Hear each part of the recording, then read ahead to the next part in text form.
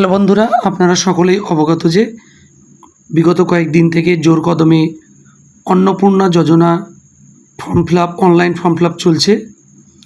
তো যে বিষয়ে আমি কথা বলতে চাইছি তা হচ্ছে ফর্ম ফিল আপটা তো বেশ সহজেই হয়ে যাচ্ছে অনলাইনে, কিন্তু সমস্যা সেটা হচ্ছে ডকুমেন্টটা কিভাবে আপলোড করা যায় 200 কেবির মধ্যে। যেহেতু তারা বলে দিয়েছে 50 থেকে 200 কেবির মধ্যে ডকুমেন্টগুলো আপলোড করতে হবে। কোন কোন ডকুমেন্টগুলো আপলোড করতে হয়েছে সেটাও আমি বলে দিই। সেটা হচ্ছে আধার এবং ভোটার, অর্থাৎ হেড অফ ফ্যামিলির আধার কার্ড, ভোটার কার্ড, এবং যার নামে অন্নপূর্ণাটা হচ্ছে তার আধার কার্ড, ভোটার কার্ড, এবং তাদের যে সন্তান বা সন্ততি, তাদের যারা 5 বছরের ঊর্ধ্বে, তাদের আধার কার্ডটাও আপলোড করতে হচ্ছে। তো সেই ডকুমেন্টগুলো প্রথমে মানে স্ক্যান করে নেওয়ার পরে সেগুলোকে পিডিএফ করে নেওয়ার পরে 200 কেবির মধ্যে তারপরে ফর্ম ফিল আপটা শুরু করতে হবে। তো কিভাবে করা যায়, খুব ইজি প্রসেসে আমি একটা জিনিস দেখিয়ে দিচ্ছি যে মোবাইল থেকেই কিভাবে করা যায় সেই পদ্ধতিটা আমি এখানে অন স্ক্রিনে দেখিয়ে দিচ্ছি। তারপর আমি লাইভ দেখিয়ে দেবো কীভাবে করতে হবে খুব সহজেই। আর যদি কারো সমস্যা হয় ফর্ম ফিল আপ করতে অনলাইনে, সেটা কীভাবে ফর্ম ফিল আপ করা যাচ্ছে একটা কারো লাইভ আমি ফর্ম ফিল আপ করে সেটা স্ক্রিন রেকর্ড করে আপনাদের সামনে তুলে ধরার চেষ্টা করব। তো কমেন্টে অবশ্যই জানাবে। তো শুরু করা যাক কীভাবে ডকুমেন্টসগুলো মানে পিডিএফ ফাইলে বা জেপিজি ফাইলে কনভার্ট করা যায় এটা ছবিকে। প্রথমে আমাদের কি করতে হবে, প্লে স্টোরে চলে আসতে হবে। প্লে স্টোরে আসার পরে সার্চ বারে গিয়ে লিখতে হবে স্ক্যানার। স্ক্যানার লেখার সঙ্গে সঙ্গেই এখানে একটা স্ক্যানার যেটা আসবে, সেখানে প্রথমেই দেখা যাবে ডক স্ক্যানার। এখানে আমার আগে থেকে ডাউনলোড করা আছে ডক স্ক্যানার। এবার এটা আমরা কী করে ওপেন করব। ওপেন করার পরে যে সমস্ত পারমিশন চাইবে সেগুলো আমরা অ্যালাউ করে দেবো। তারপরে এখানে দেখতে পাচ্ছ যে একটা ক্যামেরার ছবি রয়েছে প্লাস আইকনের বাম পাশে, সেটাকে ওপেন করবে। ওপেন করার পরে ধরুন এটা আমি একটা নমুনা স্বরূপ দেখাচ্ছি। এটা ধরুন আপনার ভোটার কার্ড। তো যেহেতু ভোটার কার্ডের দুপিটি মানে আপনাদেরকে করতে হবে, তাহলে প্রথমে কি করবেন, ধরুন এটা ফ্রন্ট সাইডে এখানে ডকুমেন্ট লেখা আছে দেখতে পাচ্ছেন। সেই ডকুমেন্টের নিচে যে ক্যামেরাটা, সেখানে গিয়ে এটাকে ক্যাপচার করে নেবেন। এটা অটোমেটিকই 4 রাউন্ড ধরে এটা ক্রপ করে তারা এটা ক্যাপচার করে নেবে। ক্যাপচার করে নেওয়ার পরে এটা কন্টিনিউ করতে হবে। কন্টিনিউ করার পরে এটাকে উল্টে ব্যাক সাইডটাকে নিয়ে আসতে হবে। তারপর আবার ক্যামেরায় প্রেস করে ক্যাপচার করে নিতে হবে। অটোমেটিক তারা নিয়ে নিচ্ছে, যতটা দরকার তারা নিয়ে নেবে এটা। তারপর কন্টিনিউ করে রাইট বাটনে ক্লিক করার পরে এখানে আমরা দেখতে পাচ্ছি যে দুটোই বোথ সাইড এবং ব্যাক সাইড দুটোই চলে এসছে একসঙ্গে। এরপরে এখানে ডান দিকে দেখুন যে সেভের পরেই বাম দিকে শেয়ার অপশানে যাবেন। শেয়ার এন্টিয়ার ডকুমেন্ট, এখানে গিয়ে এখানে দেখতে পাচ্ছেন যে দুটো ফাইল এখানে অটোমেটিক আছে। ডক স্ক্যানার জুন 2010 12:30 রাত 12:30 বাজছে। এখানে গিয়ে প্রথমে কি করবেন, যার ডকুমেন্টস ধরুন আপনারই ডকুমেন্টস, তো আপনি কি করবেন, আপনার নামটা এখানে লিখবেন। যে আমার নাম ধরুন রাফিক, আমি রাফিক ভোটার লিখে দিলাম, ওকে করে দিলাম। আমার নামে সেভ হয়ে গেল রাফিক ভোটার।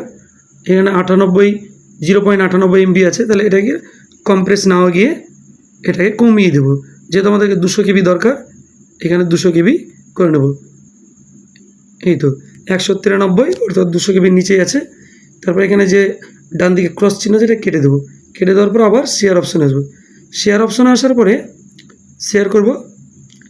এবার আমরা চাইলে এটাকে কোনো হোয়াটসঅ্যাপে সেভ করতে পারি বা কোনো এতে সেভ করতে পারি, নিজস্ব কোনো সেভ ফাইলে, যে কোনো ফাইলে আমি এটাকে সেভ করতে পারি, ফোনেও করতে পারি। তো আমরা সরাসরি কী করব, আমরা হোয়াটসঅ্যাপে চলে যাব। হোয়াটসঅ্যাপে গিয়ে এটা শেয়ার করে দিতে পারি, অথবা এরকম আসবে। সেভ করে দিলাম, শেয়ার করে দিলাম। এখানে দেখতে পাচ্ছেন রফিক ভোটার পিডিএফ দুটো ফাইলই কিন্তু অটোমেটিক চলে এলো।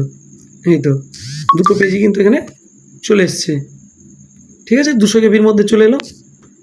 আবার এটাই যদি মনে করা যায় যে না আমি এটা মোবাইলেই রাখবো, তাহলে এখান থেকে কী করতে হবে, সরাসরি সেভে গিয়ে আমরা সেভ টু মাই ডকুমেন্ট, এখানে সেভ টু ফোন স্টোরেজ, যে কোনো একটা জায়গায় কিন্তু আমরা এটা সেভ করে রাখতে পারি। এটা গেল ভোটারের ক্ষেত্রে। যারই ভোটার করুক এভাবেই কিন্তু করা যাবে, বোথ সাইডে করে। তারপরে আবার ব্যাক করে ক্যামেরায় চলে আসতে হবে। ক্যামেরায় আসার পর এখানে সিকিউরিটির জন্য আমি আধার কার্ডটা ঢেকে রেখেছি। এটা ধরুন ফুল আধার কার্ড, একজনের ফুল আধার কার্ড। এই লম্বা যদি হয় তাহলে একটা সাইডই করতে হবে, বোথ সাইড দরকার নেই। কারণ এখানে আপনারা দেখতে পাচ্ছেন যে এখানে নাম, অ্যাড্রেস এবং ফোন নাম্বার সবই কিন্তু দেওয়া আছে, মানে ঢেকে রেখেছি।